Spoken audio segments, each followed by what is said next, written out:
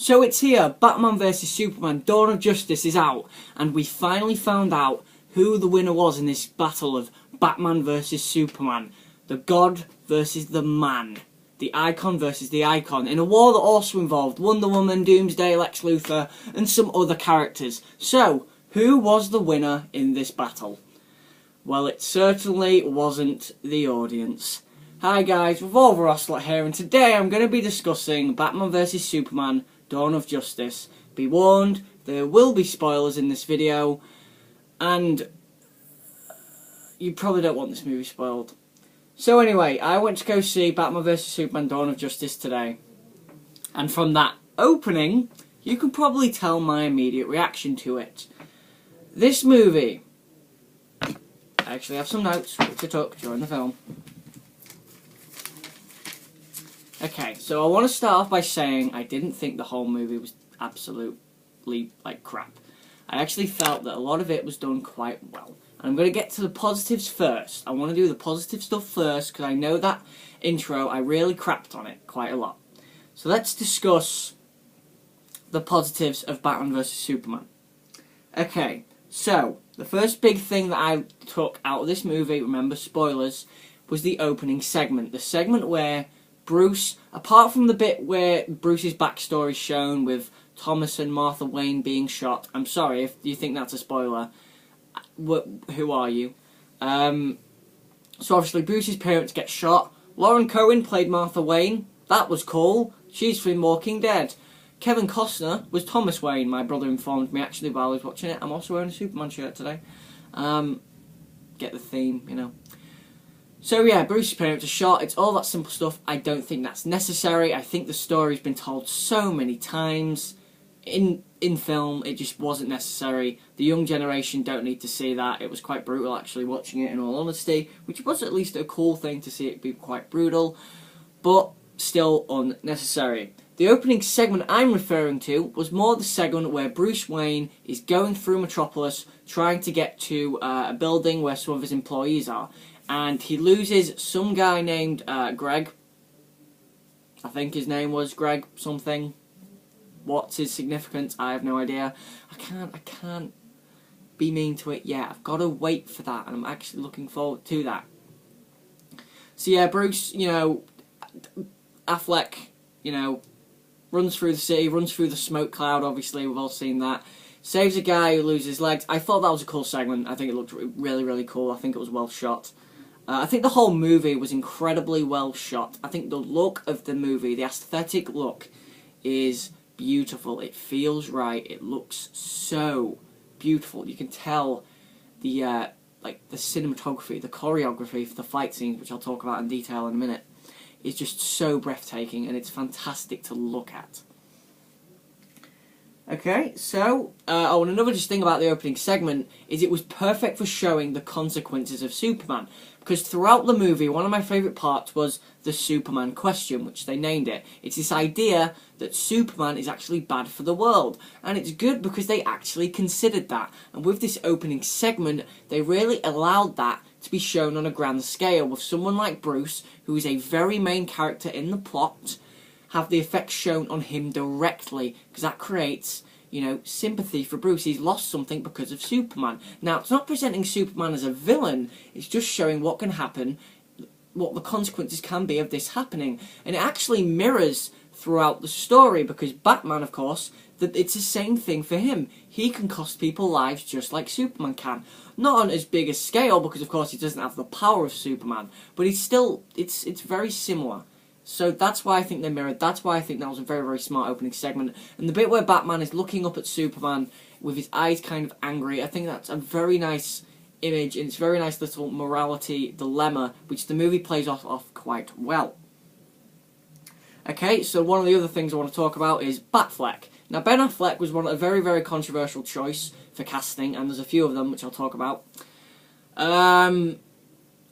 I actually think he was fantastic in this movie. I think he put his recent acting work to the best of his ability right in this movie. Movies like Gone Girl, movies like Argo prepared him for this classic, this big role, and classic, did I just call Batman vs Superman a classic? I'm sorry, I didn't mean that. this classic role as in the Batman character. It's such a big role. You've got Michael Keaton, you know, Val Kilmer, George Clooney, Christian Bale, big actors playing the role of Batman, and Ben Affleck took that role, and I think he's the best Batman that's ever been on screen. I think his Bruce Wayne was very fantastic. His Batman was very intimidating, and I think that's the best thing about him. However, my big issue with the Batman character was that he has no longer the moral dilemma of killing people. In this movie, Batman was shooting people with guns. He was literally picking up machine guns and shooting people. Now that takes away the whole moral dilemma of Batman taking life. And it also kind of contrasts with the idea, which I presented earlier, of Batman, you know, kind of his life mirroring Superman's loss of life in Metropolis. So it kind of seemed a little bit silly to me that they had Batman like that. Batman should have been the character that didn't take life on purpose. It should have just been knockout, even though it was incredibly intimidating. I just feel like they kind of contrasted that wrong. And they kind of overlapped that a little bit too much, and it wasn't quite right to me. But overall, Ben Affleck, fantastic performance, probably the best performance in the movie. Now we're going to talk about the fights, because there's a few. So the big fight, the Batman vs Superman fight, was the main one everybody cared about. There were a few other fights in it with just Batman against guys that were beautifully choreographed. You can tell they took a lot of care with the fight scenes, specifically with Batman and just militia soldiers. They were really well done. But the big fight, the one with Batman and Superman. Now, there's a big issue I have with this fight, but overall, it is absolutely breathtaking to watch. It is beautifully well shot, beautifully well choreographed, and beautifully well done overall. I mean, there's a stupid moment in it where Batman knocks Superman out with a kitchen sink, but that's part of my overall problem with that big fight. It's the fact that Batman demolishes Superman in this fight.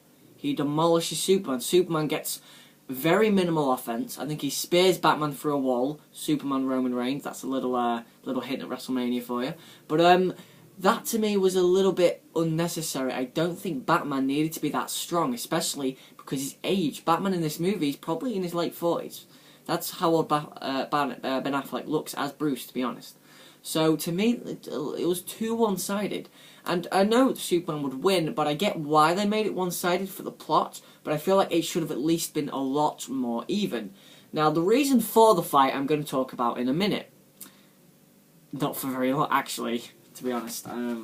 Screw it. No, you know what? I'll save it. Anyway, so the fight was beautiful looking and really breathtaking to watch. I just think it was too one-sided.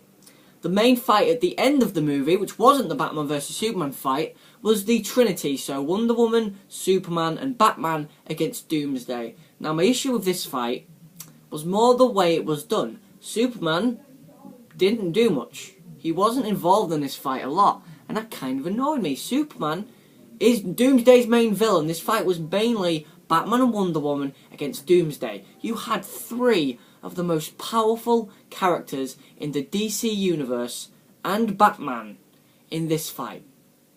Why was one of them not doing anything? Superman literally didn't do a lot. You had Batman and Wonder Woman who kept Doomsday seduced, like they kept him down, which makes total sense. Wonder Woman in this movie was freaking brilliant. I really liked her action in this movie. I think she was a strong female character. Yes, Gal Gadot was a strange choice for the role of Wonder Woman, and I still think she's a strange choice, but I think she got the attractive part nailed down. She's a very beautiful woman. She had that correct. And her build, of course, was the thing, of course, of more controversy. Now, Wonder Woman, over the years, has had many different builds. She's been busty, she's been curvy, she's been bulky, she's been slim. I think Gal Gadot was fine. I think her look was fine. I think her acting was fine for what it was. It's not brilliant. It's not bad. I think it's fine for what it was. I think her sort of connection with Bruce, which they'll definitely elaborate on in the next movie, was pretty good. But I'd say that was more due to Ben Affleck's fantastic acting in this movie overall. But overall, I do think Gal Gadot was fine. Gal Gadot was fine overall. It's a silly name. Yeah. So, and also, just a thing, like, you have to at least marvel at the fights in this movie. Batman vs Superman has never been seen on screen before, unless you're watching Dark Knight Returns, which I have, obviously. It's miles better. and I'll talk about Dark Knight Returns in a minute, don't worry. That movie, of course, is miles better. But the fight here, it looks so breathtaking, and it just felt epic. Watching it was amazing. And the Trinity against Doomsday was just another cool thing to see. We've never seen that on TV before, to my knowledge. So it's just really, really cool to see. So you have to at least admire this movie as a spectacle. I'm not giving it props, I'm just saying it's a spectacle. God, it's weird I actually write small. The last big piece of positivity I actually want to give to the movie was the small lightheartedness. And for a very dark movie, there was a minimal amount of lightheartedness, and it came mainly from Jeremy Irons as Alfred. I think he was fantastic in this movie. I'd say he probably put in the second best performance. I think he was really, really good. His banter with Bruce made total sense. Ben Affleck and Jeremy just played so well off each other. And I'm not just admiring Jeremy Irons as an actor, I'm admiring him as a new Alfred. I think he's probably the best Alfred they've ever done. I really love Michael Caine, but I think that Jeremy Irons just nails it. I mean, Jeremy Irons was really, really cool. He put a new spin on Alfred. There was no Lucius Fox in this movie. Jeremy Irons' Alfred made all the gadgets for Batman. He was the hotel. He was the Overwatch, the Oracle to Batman. And I think that was really, really cool. It was a nice spin on Alfred, and it gave Jeremy Irons, a very talented actor, a lot more to do in the plot, and that made total sense, because you've got to do that with these talented actors. So, with all that out of the way, I've just got to check the time, we move on to the positives. And, okay, so let's start with the big one. There wasn't enough Superman. There was not enough Superman in this movie, and that really annoyed me. The movie was called Batman vs Superman, not Batman vs Lois Lane. And I'm going to get to Lois Lane in a second, but Superman is the most important character in this movie to me. He brings everything together, the whole plot revolves around him regardless, and it just made sense to have him on screen more. In fact, he had more screen time probably as Clark Kent than he did as Superman. And that just kind of annoyed me. It just seemed out of place in this movie. Moving on. Okay. So again, I'm just going to mention the light to dark balance of humour. It just didn't quite work right. There was so much darkness. There was a suicide bomber in the courtroom. That was weird. I mean, I was in the cinema, obviously, and I saw all these families, and I was like, this isn't a Marvel movie. This isn't a light-hearted, funny Marvel movie. Wish it was, but it wasn't. And, Christ, I just saw the time. I just, honestly, this movie's not for kids. It's not for kids in the slightest. One, it's incredibly convoluted and they're never going to understand it. I had problems understanding it, in all honesty. But then again, I will talk about the plot in a few seconds anyway, so I really want to save that. Lois Lane, I've got down here in capital letters. I hate Amy Adams as Lois Lane. Honestly, I didn't like her in Man of Steel, and here she got more screen time than Wonder Woman. She got more screen time than Lex, probably. And, oh, Lex, well, 1 minute. I've got to talk about Lex in 1 second. Let me just rip Lois Lane to death. Honestly, just not entertained in the slightest. Her connection with Henry Cavill is so minimal. They're very attractive, but that's literally all they have that connects them together. There is so little there between them. It's generally the bath scene at the beginning of the movie where Lois Lane's in the bath and Henry Cavill gets in. It's just like, what am I watching? What is actually going on? And then they're just playing console tennis, and I'm just like, oh, my life is just, I'm bored. Generally bored. The runtime of this movie, 2 hours and 34 minutes or something. That's too long for this movie. This movie should have been done within 2 hours at least. At least, you shouldn't be running over 2 hours. There was so much of this movie you could cut out. Everything to do with Lex in this movie could have been cut out. Lex in this movie was pointless. You don't know his motivation. Jesse Eisenberg sucked in this movie. And I'm not going to rip on Jesse Eisenberg as an actor, because he's a very talented actor in The Social Network and probably something else. Nothing's jumping to mind, though. But Jesse Eisenberg in this movie was terrible. Jesse Eisenberg, to me, in this movie, got the script, read it, and must have, made a mistake reading the character's name and read the Joker instead of Alexander Luthor, not Lex Luthor. Didn't really bother me. But he must have read the character to be the Joker, because that's what he was playing.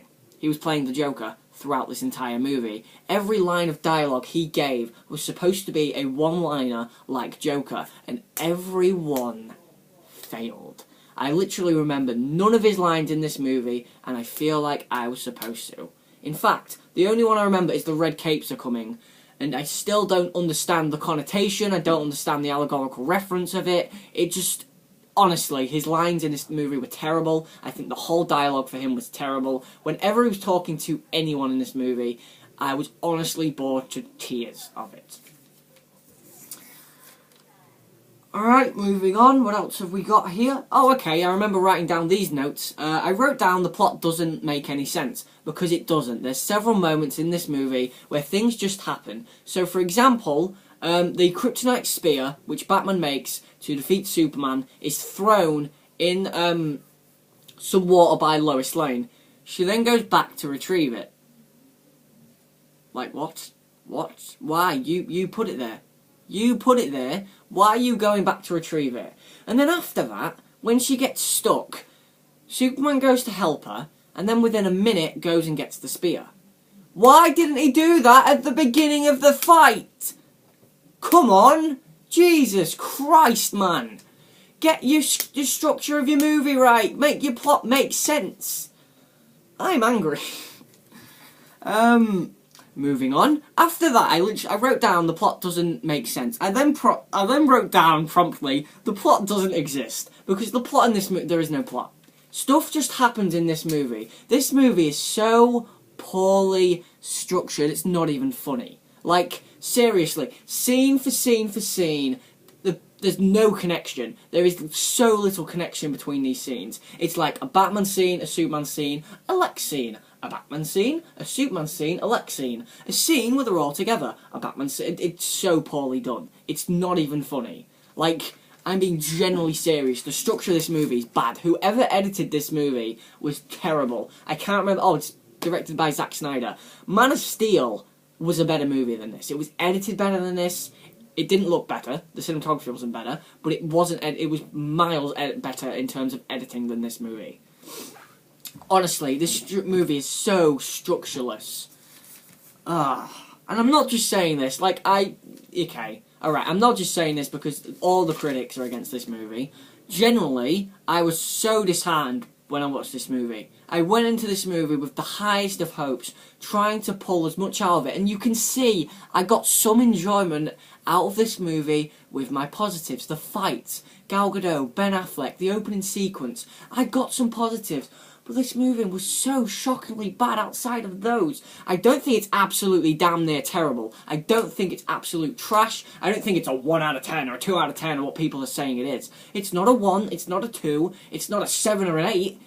It's not a 3. Well, actually, I'd probably say it's... I'm thinking of a 4. I'm thinking of going for a 4 for this movie. Because what I liked in this movie holds it up, I think, from keeping it at a 3. I don't know why I'm telling you this. I haven't even gone through all the negatives yet. There's more negatives. Thing I want to get in... Oh, I've talked about Jesse Eisenberg. I don't need to talk about that again. Honestly, Jesse Eisenberg. Next thing I wrote down. Lazy JLA setup. So yeah, you know when we were told like Aquaman was going to be in this movie, Flash was going to be in this movie, we're going to see some Cyborg? Yeah, well they were in this movie for all of a minute. I genuinely felt like at the end of this movie they were going to do something with the JLA and they were going to push them. What they did was absolutely atrocious. They just had Bruce Wayne send Diana Prince, Wonder Woman, an email that basically showed her all of the other members of the Justice League. It showed her Cyborg, Flash, and... Oh my god, I've forgotten the other one. Aquaman. That guy. And surprisingly, Superman wasn't on there, which I think spoiled the ending of this movie. But seriously, it was so lazily done. And then you just watch a 10-second clip of each superhero in action, and can I just say, the Flash's clip was awful. Like, the Flash's clip was so awfully edited. It's, like, I know I keep saying it's not even funny, but it's seriously not even funny. The Flash TV show, which I really enjoy, is fantastically edited. That clip right there was really poor. Like, it was just, I genuinely can't even describe it. So yeah, the JLA setup was bloody terrible. What else have I got here? Oh yeah, I literally put Flash is in this movie, lol. Aquaman is in this movie, lol. Cyborg is in this movie, lol. Because they're not in this movie, they're in this movie, well they are, just for like 30 seconds. Alright, next up we've got the Kryptonite Spear, that whole debacle, yeah, I've already mentioned that. Oh, Martha. Oh my god. So the reason for Batman and Superman fighting is that Lex Luthor wants Superman to take out Batman. Lex Luthor has Martha Kent captured. And immediately, I knew exactly how this scene was going to go. I knew that one of them would start fighting, and then eventually Superman would say, Martha. And because Batman's mother was called Martha Wayne, Batman goes, Martha, why? Why are you saying that? But actually in a good voice. Why are you saying that? And he's like, because she's in trouble. And that's how the fight ends. So, Batman beats the hell out of Superman for near 20 minutes. And Superman didn't in all that time say, Batman, wait, we need to help my mother. That is so stupid. That is so stupid. And they had no, like, excuse. Batman after it doesn't go sorry or anything. It just, right? Like, that's it. That's generally it. That is poor. Martha. Like, that's really, really bad writing. Like, I knew immediately at the beginning of the movie, when Martha Wayne gets shot, Martha Wayne, Lauren Cohen, I want to say that again. Thomas Wayne's on the floor and he says, Martha. I knew that was going to be incorporated. I knew Superman's mother was called Martha. I knew exactly how it was going to be incorporated. And it was incorporated badly. My other thing, not enough Wonder Woman. Diana Prince was never even called Diana Prince in this movie. She was called Miss Prince. She had a few scenes where she had some good stuff with Bruce Wayne, and that was kind of it. She had a cool scene with Superman and Batman where it was like, so wait, is she with you? And Superman's like, no, I thought she was with you, and that was kind of it. That was kind of cool. But seriously, I honestly felt like she'd be so much more important. And that leads into my final negative point. My final negative point is just plot device. And everything in this movie is a plot device. Now, I know what you're thinking, oh, well, movies are made up of plot devices. Watch this movie and you will understand the definition of a plot device. Wonder Woman in this movie was a plot device. The Kryptonite Spear in this movie was a plot device. Gotham in this movie was a plot device. Doomsday in this movie was a plot device. It's not even funny how bad this script was. Like, no, it's not even funny. The script wasn't the bad part. It's how poor the story overall is. The script for Ben Affleck was good. The script for Jeremy Irons was good. The script for Henry Cavill was alright. The script for Wonder Woman was pretty good. The script for Jesse Eisenberg would, I don't know, somebody took a dump on that script and just gave it to him with Joker on the top and it said, haha. Cool, the Robin, like, suit was cool. That was nice. Jason's dead, obviously. Yay! But yeah, plot devices in this movie, bloody terrible. Anyway, so, as I've already said, final review for Batman vs Superman, I'm going to give it a 4 out of 10. I remember watching Star Wars, and you remember watching that video if you've seen it, and I was so happy with that movie. I was like, this movie's great, I gave it a 9 out of 10, I absolutely loved it. And the only positive I can take out of this movie is that DC know how to do fights. And Wonder Woman should get some exposure in her movie. I really want to see that now. That's the one thing I do want to see. I want to see Batman get some more screen time. I haven't even mentioned the ending of this movie, which I've actually just mentioned. Superman dies.